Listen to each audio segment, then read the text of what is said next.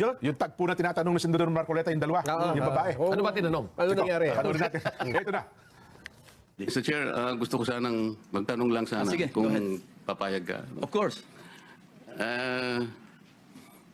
Yung tungkol dun sa Tamarid House sa South Forbes, yung binabanggit mo kanina, di ba? And then you were asking for some parang leeway in terms of a few days para i-vacate ninyo because you're not yet ready with all the things that you need to move out, di ba? Sino yung may-ari ba talaga nung bahay na yon? Your Honor, hindi po kami aware kung sino po yung owner mismo, but we are... I will answer that. Ang may-ari po dati, Doris Magsaysay Ho. And you were there as what? Staff ng tenant. May tenant kasi si Doris Magsaysay Ho na sila nakatira, silang staff. So nung nabenta, existing pa yata yung lease contract, so hindi sila umalis. Pero pinipilit silang umalis nung bagong owner. And allegedly, ang bagong owner is Martin Romualdez. Yun ang sinasabi. Yun ang sinasabi mo kanina? Yes. At referring to Diskaya? No, let's based on documents, yung bahay na ibenta sa isang corporation, Golden Peasant Holdings Corporation. Incidentally, the major stockholder, also used to sit in the board of at least 2 corporations associated with the former speaker. Ito yung Benguet Corporation. I think mining yata ito. Yung isa yung may joint venture sa ABS-CBN. Dito yung pangalan. Teka. Romualdez something. And another one, I think Mark Venture something. At saka treasurer siya doon sa, yun nga, yung media company owned by Romualdez. Kasi Romualdez Media something na may joint venture sa ABS-CBN. So yun ang association. So, no, we're not trying to implicate the former speaker. Hindi tayo nagtatarget dito. Dumating lang sa ating attention, but we cannot disregard because sabi ko nga, there were persistent reports na ang initial information nga sa pangalan ni Diskaya or kay Diskaya na ibenta. So it appears now na hindi totoo kasi ang naging role lang, allegedly, ni Carla Diskaya, yun nga, dumating siya doon, February or January, at sinasabihan sila, umalis na kayo dyan. So yun lang ang pinagtataka natin. So, hindi naman ito enough to implicate or to implead the former speaker. But, this is something that the OJ or the Ombudsman or the Ombudsman can follow through. We are only providing a lead for whatever it is worth. Yun lang ang purpose dito. Because if you really want to go after the so-called, sabi nyo nga, wag yung sapsap at saka mga dilis, hanapin yung malaking isda. And this is the direction that we are taking. But I repeat, hindi ito enough, itong information is not enough to implicate, not even implicate the former speaker. This is just, we may just consider this as a lead, kasi merong connection. But of course, dininay naman ni Carla Diskaya, so let's leave it at that. So with that, I would like to ask your permission to excuse the 2 ladies. Meron pa? Sige, okay. Thank you for the explanation, Mr. Chair. Ayun. Pero meron kasi gusto ipapansin si Senador Marcoleta sa tagpo na yon. Yun ang naging tanong niya sa press con kahapon. Meron ba tayong tanong doon? Yung press con, yung kahapon, yun ang... sige. Anong gusto ipapansin ni Senador Marcoleta sa tagpo na yon, Nelson? Na yun naman ang tinanong niya sa naging press con kahapon, kasama niya si Senadora Amy Marcos. Yan. Okay na? Pakinggan natin, Senador Marcoleta. Meron ba kayong napansin nung tinatanong ko yung 2 testigo kung sino po yung sumasagot? Kasi po kung nagtatanong ang isang katulad namin at dinidirekta yung tanong sa kanya, dapat siya po yung sumagot, di ba? Maiwanan na po natin yung kung hindi nyo napansin. Ang ibig ko lang sabihin dito, tinatanong ko po siya, bakit kaya kayo napunta doon kung ang inyong layunin lang pala ay ituro yung Diskaya na sila pala yung ginamit na nagpapaalis sa kanila dahil yung daw bagong may-ari, kailangan na yung bahay at humihingi sila ng ilang panahon pa lang dahil napakahirap maglipat ng kanilang mga gamit. So yung pala si Diskaya lang pala yung itinuturo na siya yung nandun. Ayaw namang aminin ni Diskaya na hindi nga ako nakapunta dyan sa South Forbes na yan. Ba't ako na naman ang tinuturo ninyo? Pwede ko po bang malaman, kayo po nagtuturo kayo nakatakip ang mukha nyo. Ako po na tinuturo nyo, wala bang karapatan na makita ko man lang ang mukha nyo. Ayaw po, hindi rin pinaalis yung mga maskara. Pero ang isa pong importante doon na dapat napansin nyo, yung sinabi nilang address, 30 Tamarind Street. Kung napapansin nyo, yun ay bahagi ng paglalahad ni Saldico na sinabi niya yung isang 1 billion.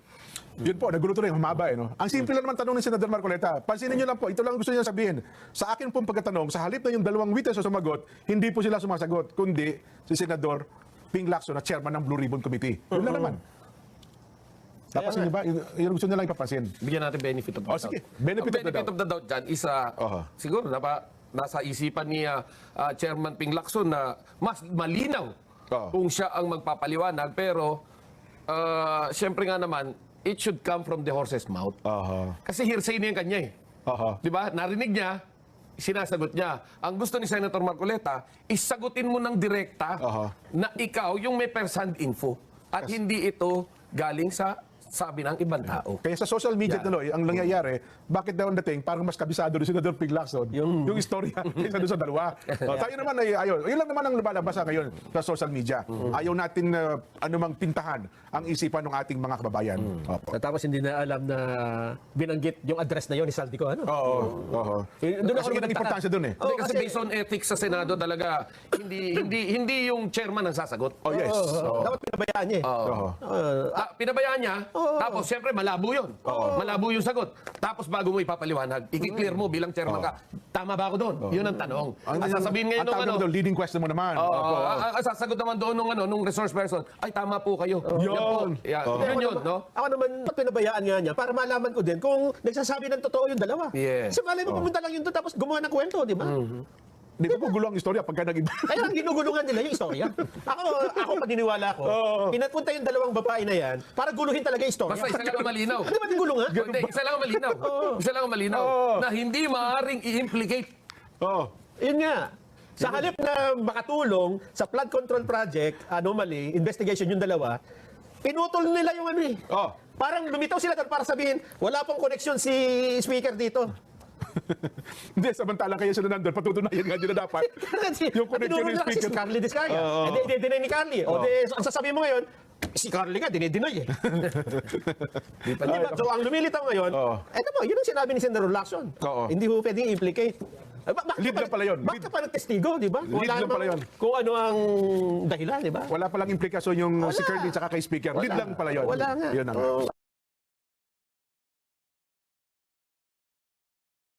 Now, minority report. Ito, ano ba ang nilalaman ng minority report? Primarily, ang sinasabi diyan is, ang title kasi ng minority report, The Philippines Underwater, kasi yan yung original title ng Senate Blue Ribbon Committee before the coup d'etat. Ayon dun sa report, may mga anomalya talaga sa mga government flood control projects at pati yung Senate Blue Ribbon Committee ay medyo natamaan din ng kritisismo dahil nililimitan nila ang kanilang pag-iimbestiga. Sabi dun sa report ay non-comprehensive daw itong Blue Ribbon Committee hearings. Okay? So, ano yung unang-una na nakita nilang problema ay yung accountability ng dating Speaker of the House. Ayon dun sa findings ng mga minority senators, kaya minority report, ay mayroong talagang liability para dito sa flood control scandal si former House Speaker Martin Romualdez. Conclusion ito ng minoridad, either complicit siya, ibig sabihin kasangkot siya, o kaya sobra siyang pabaya, hindi siya aware na ganito na ang nangyayari sa kanyang staff. Tapos may mga links din daw between the contractor, si Curly and Sara Discaya, sa isang company or mga companies supposedly related kay Speaker Martin. Ayon ito dun sa testimonya ng dalawang naakusahan na nag-usurp or kinukuha yung property ng iba. Ayun. nawala yung train of thought ko. Pasensya na po. Kasi binabasa ko yung notes ko tapos biglang na ako. So, dun sa report, sabi ng BRC, hindi daw tinrack ng yung kritisismo dun sa Senate Blue Ribbon Committee ay hindi daw tinrack ni Senator Ping Lacson yung critical leads that abruptly halted the inquiry. Ibig sabihin, may mga may mga lumalabas na posibleng clue o dapat nagbibigay na ng direksyon kung saan pupunta yung investigasyon, hindi nila tinuloy or hindi nila pinipick up. So, yung Senate Minority Report, tinuturo din na yung mismong Blue Ribbon Committee ay may pagkukulang para dun sa komprehensibo at kumpletong investigasyon ng flood control corruption. So, may links pa na nakita nila between Curly Discaya at yung mga kumpanya na di umano'y pagmamayari ni dating House Speaker Martin Romualdez, at base ito sa testimonya ng dalawang witness, si Joy at saka si Maria. Si Joy at si Maria, sila po ang nakatira doon sa isang bahay sa Forbes na pinaalis sila supposedly ni either Curly or Sara Discaya, at sinasabing kailangan daw na nilang umalis. Ineject sila doon dahil binibili daw ni Speaker Martin yung bahay. Idini-deny naman ng mga Discaya yung sinabi nilang ganito, hindi daw sila bumibili dyan sa lugar na yon. At kung di ako nagkakamali, ini-expect din natin kung hindi pa po nabibigay yung rejection or yung denial ni Speaker Martin tungkol dito sa issue. Gayon pa man, ang sinasabi ng minority report na ito ay yung kaugnayan yung liability o yung potential na partisipasyon ni House Speaker Martin Romualdez ay na-establish naman during the Senate Blue Ribbon Committee, kung kaya't ito ay pwedeng isumite na doon sa ombudsman para doon tumungo at maging mas specific na ang investigasyon laban dito kay House Speaker. So, and finally, ang sabi dun sa minority report ay yung mga alegasyon laban kay Senator Jinggoy Estrada, Nancy Binay at Chis Escudero ay masyadong walang basihan. Ang sinabi dun sa tungkol kay Senator Jinggoy ay unsubstantiated yung mga paratang sa kanya, at yung paratang naman kay Senadora Nancy Binay at Chis Escudero ay hearsay lamang. So, pero ang nakikita natin dito is ang reaksyon ni Senator Soto at ni Senator Ping ay yung forma ng minority report. Ang sinasabi nila, wala naman minority report dun sa rules. Pero para sa akin, wala namang batas na nagpapabawal niyan. So, pwede naman silang magsumite ng minority report. Ang mahalaga ay hindi ay may basihan, merong basis in fact and in law. Yun lang naman po talaga ang pinakamahalagang basihan para magkaroon ng kahit anong report. Pero imbis na i-welcome ni na Senator Lacson, ay nagalit pa sila at sabi ay pambabastos daw ang paggawa ng minority report. Lalong-lalo na dahil nakalagay doon na may pagkukulang ang Blue Ribbon Committee. Sayang talaga ang Senate Blue Ribbon Committee because they have a lot of potential. O ngayon, sabihin na natin, hindi sila sang-ayon doon sa minority report. Sabihin na natin na sinasabi ng mayorya sa Blue Ribbon ay hindi nila tinatanggap ang findings na ito. Sana nagkaroon ng diskurso, sana nagkaroon ng balitaktakan, sana nagkaroon ng, ito yung alam namin, challenge, may ebidensya ba kayo, may ganito ba, may basihan ba lahat ng conclusion ninyo dyan?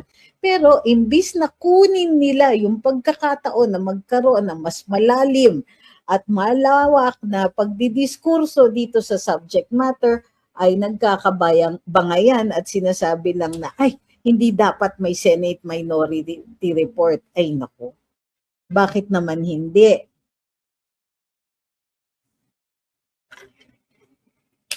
Okay.